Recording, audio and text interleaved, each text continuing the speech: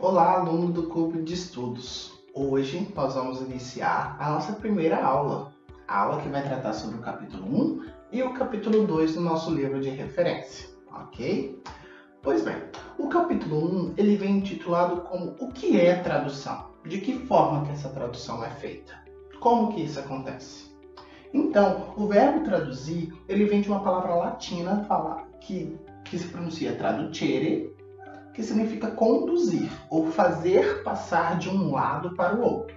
Então, o que é traduzir? Traduzir é pegar uma informação em uma determinada língua, levar essa informação para outra determinada língua fazendo sua interpretação, e aí a gente vai chegar no receptor. E a mesma coisa ao contrário. A gente pega de uma língua A, passa para uma outra língua e tem um resultado aqui em outra língua, ok? Então, traduzir é atravessar. Então, é atravessar língua, é atravessar cultura, tudo isso é perpassado pela tradução. Então, traduzir nada mais é do que isso. É fazer passar de uma língua para outra. Um texto escrito ou um texto oral. Quando a gente tem um texto oral, a gente chama esse fenômeno de interpretação. Então, tradução é passar de uma língua para outra, com base num texto oral. Interpretação é passar de uma língua para outra. Tradução é passar de uma língua para outra num texto escrito. E interpretação é passar de uma língua para outra num texto oral. Não entendo oral por este sinal de oralismo, mas entendo esse texto oral por este sinal, o sinal de oralidade, quando você tem um encontro de pessoas e essas pessoas se comunicam através da oralidade, ok? Então o GI ele traz para nós alguns conceitos que são conceitos bem interessantes. O primeiro é de língua-fonte. Língua-fonte é a língua que origina o texto. Então, no nosso caso, esse texto ele pode ser originário em língua portuguesa e ser transportado para uma língua meta, que é a língua final de chegada desse texto, que no nosso caso pode ser a língua de sinais, ou vice-versa, de língua de sinais para a língua portuguesa. Por aí vai. A mesma coisa, semelhante, é a língua de origem. Então, a gente tem a língua de origem de um determinado texto e ele vai ser passado para uma língua-alvo. Ou a gente ainda tem a língua de partida, que pode ser levado para uma língua de chegada. Todos esses conceitos são sinônimos. São conceitos utilizados por diversos pesquisadores e cada um adota um tipo de conceito. A única coisa que a gente não pode fazer é misturar esses conceitos. Misturar da seguinte forma: eu tenho uma língua-fonte e vou passar para uma língua-alvo. Não. O par é sempre nessa posição. Então, se você tem uma língua-fonte, você vai ter uma língua-meta. Se você tem uma língua de origem, você vai ter uma língua-alvo. Se você tem uma língua de partida, você vai ter uma língua de chegada. Então, é sempre em par, ok? Então, como que essas línguas elas interagem? Então, a gente tem um emissor. Esse emissor ele está mandando uma mensagem através de um canal. Qual é esse canal? Pode ser o canal auditivo, canal visual. E essa mensagem ela está codificada numa língua. Então, manda-se uma mensagem através de um canal codificado em uma língua. E chega-se até o receptor. E o contrário também acontece. Um receptor manda uma mensagem dentro de um canal codificado em um código. E assim tem o caminho ao contrário. Então é dessa forma que funciona a nossa comunicação. E cada um desses caminhos requer um tipo de procedimento diferente. Então, se eu estou indo daqui para cá, para mim entender esse código, eu preciso de estratégias para mim quebrar esse código. Então, se eu estou emitindo em língua de sinais, eu vou precisar de uma estratégia que contemple o meu canal e a mensagem para que eu possa chegar com essa mensagem no receptor que fala uma outra língua. Ok? Quando que se originou a tradução? Isso é complicado. Por quê? Nós temos diversas teorias que falam sobre a origem da tradução. O nosso autor, o Jair Campos, ele traz um pouco da tradução judaico-cristã. Nesse tipo de tradição judaico-cristã, o processo de tradução ele começou a partir da confusão das línguas que ocorre nos escritos sagrados na passagem de Gênesis 11. Então lá nós temos toda a confusão das línguas que ocorreu porque o homem tentou ascender a Deus. Só que Deus não viu isso com bons olhos e operou um juízo para com o povo. E esse juízo foi que cada um começaria a falar em sua própria língua. Então houve ali uma confusão das línguas. Então, confusão, por sinal, é o que parece não faltar quando se trata em tradução. Muitas pessoas fazem muita confusão na hora que vão realizar uma tradução por não saber qual é a ferramenta que vai se adequar melhor àquele tipo de mensagem, àquele tipo de canal, àquele tipo de código. Então pode-se mesmo dizer que, biblicamente, ao menos, a tradução ela nasceu de uma confusão, da confusão das línguas. Ok? Se vocês tiverem mais interesse em estudar um pouquinho mais sobre a Torre de Babel e aprofundar os seus conhecimentos, eu disponibilizei para vocês um conteúdo complementar lá no YouTube que fala sobre a Torre de Babel, sua origem, a narração da história, né, da passagem bíblica na tradição judaico-cristã, ok? Então, quem que veio primeiro? Aí a gente tem um problema, tá? A tradução ela aconteceu na confusão das línguas, mais ou menos 2420 a.C. Beleza. Sabendo que essa confusão das línguas aconteceu lá na Torre de Babel, então nós podemos afirmar que a interpretação ela surgiu bem antes da tradução. Por quê? Porque as pessoas aprendem a falar primeiro para depois escrever. Então, a escrita ela veio depois da tradução. A escrita ela veio depois da interpretação. Então, aconteceu o fenômeno da interpretação, surge a escrita, depois se tem o fenômeno da tradução. Então fica essa eterna discussão, né? Quem que veio primeiro? Foi a interpretação ou foi a tradução? Para nós isso não interessa. O que é interessante nós sabermos e conhecermos é que existe toda uma ciência que são os estudos da tradução. Os estudos da tradução é uma ciência que já existe desde 1970, na década de 70. Então, dentro desses estudos, nós temos a interpretação. Então, a interpretação ela faz parte de uma grande área chamada estudos da tradução. Então, se a gente fala para vocês tradução ou interpretação, ela não vai fazer a menor diferença. Por quê? Nós estamos olhando para o fenômeno. Qual é o fenômeno? Passar de uma língua para outra. Esse é o fenômeno. O que vai me dizer se é tradução ou interpretação é um mero detalhe, que é o suporte. Esse texto ele é escrito ou esse texto ele é oral? No sentido de oralidade, como eu expliquei para vocês. Então, essa que vai ser a grande diferença. Então, quando nós usarmos tradução ou interpretação, nós estamos querendo falar sobre este fenômeno, ok? Então, depois a gente pode discutir um pouquinho mais sobre essas diferenciações de tradução e interpretação aqui embaixo na sala de aula, ok? Pois bem, os códigos de comunicação do mundo. Quais são esses códigos? São o que os linguistas denominam como língua. Então, a gente tem, segundo o Dicionário Mundial de Línguas, 6.912 idiomas. E nem todos esses idiomas possuem intérpretes. Tem idiomas das tribos brasileiras que às vezes não tem um intérprete, não tem uma pessoa que saiba o idioma e a língua portuguesa. Então, a gente não tem um intérprete. Esse dicionário é o Ethnologue, que é considerado o maior inventário de línguas do planeta. Esse livro ele é editado constantemente, desde 1951, e é uma espécie de bíblia da linguística para a identificação de todos esses códigos que as pessoas naturalmente utilizam. Então, são 6.912. Nós trabalhamos com 2 desses idiomas, que é o português e a língua brasileira de sinais. Agora a gente passa para o capítulo 2. O que os teóricos dizem sobre tradução? Existem diferentes teorias que tratam sobre os estudos da tradução, sobre o que é a tradução. Essas pesquisas elas são produzidas nos mais diversos países e às vezes uma vai contradizendo a outra. Uma fala que é isso, a outra fala que é aquilo, a outra fala que é aquilo outro. Então essas pesquisas, muitas delas se contradizem. É aí que entra a nossa experiência profissional. Então, quando a gente encontrar qualquer uma dessas teorias, a gente tem que procurar aonde elas se encaixam, como que elas se encaixam e de que forma esse encaixe vai trazer conhecimento para a nossa formação. Então, isso é muito importante. Então, os teóricos eles têm publicado por diversos motivos o que eles pensam sobre a tradução. E isso é bom, porque nós somos um mundo plural, nós somos pesquisadores que temos uma visão sobre determinado assunto e às vezes essa visão ela pode contradizer a visão que um outro teórico tem. Isso é absolutamente normal.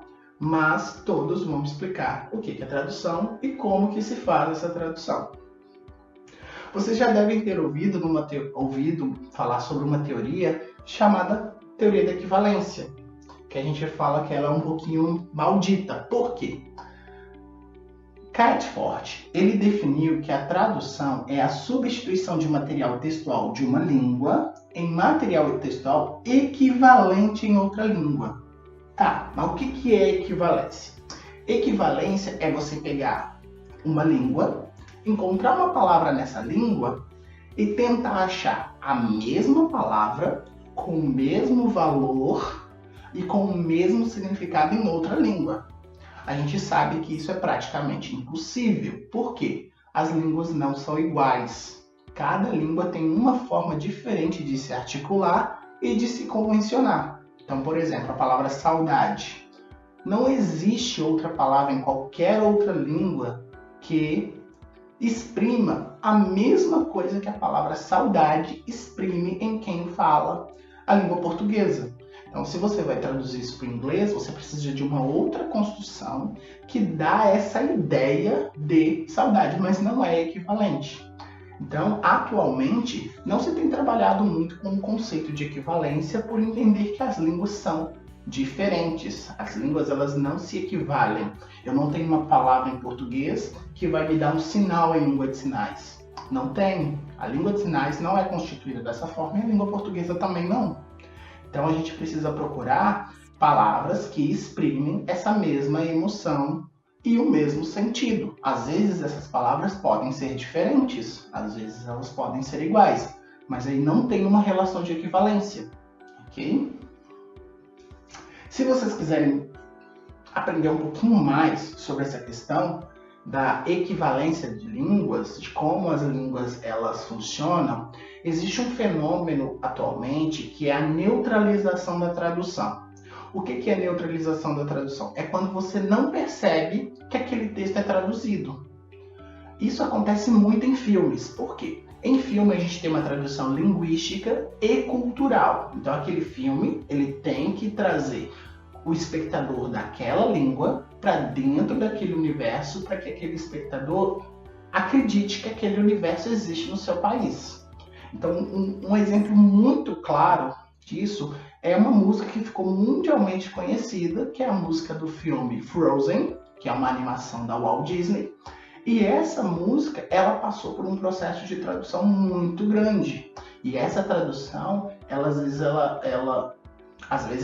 sempre levou em consideração a questão cultural. Por quê? Para que a gente se sinta inserido nesse filme. Então, o que é observado? É observada a melodia, é observada a quantidade de sílabas que tem em cada frase, é observada a voz da cantora. Então, tudo isso tem que ser levado em consideração na hora de fazer a tradução. E eu encontrei um vídeo que é uma pessoa, é uma mulher, cantando essa música do Frozen em diversas línguas. E se vocês conhecem a música original, vocês vão observar que ela tá igual em todos esses idiomas. Igual, nada muda. Então, esse é um processo que nós chamamos de naturalização da tradução. Se vocês quiserem ver mais sobre isso, eu disponibilizei para vocês esse vídeo, que é um vídeo que me deixa particularmente bem impressionado. Pois bem, vamos adiante. Todos nós precisamos da tradução. Por quê? Não existe um povo tão isolado no mundo que não necessite de tradução. Claro, a gente pode pensar no contexto brasileiro a questão dos indígenas. Tem muitos indígenas que vivem completamente isolados e não sentem a falta do homem branco. Isso pode acontecer. Mas o GI ele fala que não existe um povo tão isolado no mundo que não necessite realizar um processo de interpretação ou tradução para fazer relação com outros países ou com outras civilizações, com outros povos. Então não existe um país que dispensa o serviço de tradução. Então, Dizer que traduzir é impossível é uma falácia. Isso coloca essa questão dessa necessidade de comunicação, coloca essa frase totalmente em xeque. Por quê? A intraduzibilidade, a impossibilidade de traduzir, ela não existe. Toda língua é passível de tradução. Toda língua é passível de interpretação. Então, vamos ver, a tradução é impossível? Não. O GI, ele traz um exemplo muito interessante, que é o exemplo do besouro. O besouro é um animal que ele tem tudo para não poder voar. Ele tem patas pequenas comparadas ao seu tamanho, ele tem uma carapaça muito dura e ele tem os olhos não tão perfeitos. Então ele tem tudo para não conseguir voar. Porém, ele consegue. Então não é impossível para ele voar. Então como é que a gente traz essa comparação para a tradução? Então, por mais que nós tenhamos línguas diferentes e às vezes com sistemas de grafias diferentes, como vocês podem ver aqui em chinês, em russo, em grego e em alemão. Quando a gente tem alfabetos, por exemplo, alfabetos não, quando a gente tem línguas que se assemelham quanto aos seus alfabetos, por exemplo, o português e o alemão, a gente vê que isso é extremamente possível. Agora, como é que a gente vai fazer com uma língua que ela não possui alfabeto, mas ela se constrói através de ideogramas, que são esses desenhos, não desenhos no sentido pejorativo. É essa forma de registro que essa língua tem. Então, não existe tradução impossível. Porque nós fazemos o impossível todos os dias, nós traduzimos todos os dias, nós interpretamos todos os dias. Ah, mas vocês podem pensar, a língua de sinais ela é ágrafa. O que é ser ágrafa? Ela não possui um sistema de escrita. Não, ela possui, só que ainda não é muito difundido. Então, é possível que se faça a tradução e interpretação de qualquer língua para qualquer língua. Então, não existe essa impossibilidade. Então, o desafio maior de tradução existente na história foi a tradução dos escritos sagrados, a tradução da Bíblia. Porque quanto mais difícil parece um texto, maior é o número de tradutores que se candidatam para fazer essa tradução. Então é um desafio muito grande. Quantas versões de Bíblia nós temos atualmente no mundo? São muitas. Essas Bíblias, elas já foram traduzidas para 2.935 idiomas, falados por 6,39 bilhões de pessoas. Então, se no mundo nós temos 7 bilhões de pessoas, a gente já encontra tradução para 6.039 bilhões. Então falta só um pouquinho para que se atinja a tradução da Bíblia para todos os idiomas no mundo. São 2.935. Lá no Etnologue a gente viu que são quase 6.000, são mais de 6.000 idiomas. Então ainda tem aí um 30% já concluído de idiomas contemplados com a tradução das escrituras sagradas. Então, traduzir é fazer escolhas. Toda vez que nós traduzimos, nós estamos fazendo escolhas. Que escolhas? Nós estamos escolhendo um público para qual vai essa tradução, nós estamos escolhendo um determinado conhecimento que essa pessoa tem. Então, traduzir é fazer escolhas. Não existe uma tradução boa, não existe uma tradução ruim, existem escolhas feitas por esses tradutores que são escolhas adequadas e escolhas inadequadas. Então, não tem como a gente ter uma exatidão na tradução. Não tem, porque quando nós traduzimos para um público. Então, eu vou pegar a Bíblia e vou traduzir para uma tribo indígena. Então, eu vou ter um determinado desafio. Aí é uma tribo indígena, mas dentro dessa tribo eu quero atingir apenas os jovens, as pessoas que estão entre a adolescência e a vida adulta. Então eu quero atingir a esses. Então eu vou precisar fazer escolhas que atinjam esse público. Então traduzir nada mais é do que escolher. Escolher palavras, escolher sinais, escolher contextos, escolher público. Tudo isso nós precisamos escolher, ok? Então qual é a nossa prática de cada dia? É traduzir, que se aprende traduzindo. Então, não existe possibilidade de se formar um tradutor-intérprete de Libras se o tradutor-intérprete de Libras não atua. Então, se você ainda tem esse receio de atuar, que sabe pouco, A prática vai te levar à perfeição. Então você precisa iniciar os seus trabalhos como tradutor para que você vá se aperfeiçoando. Então quanto mais tempo a gente despende, melhor a gente fica como proficiente na tradução. Ok? Então, tem que aprender a nadar. Vamos cair na água? Então, pessoal, essa foi a discussão trazida pelo Geir Campos no capítulo 1 e 2 do nosso livro de referência. Para essa aula a gente não tem uma atividade, mas a gente pode interagir aqui embaixo na caixinha de comentários da nossa sala de aula virtual. Qualquer dúvida, nós estamos à disposição. Tchau, tchau!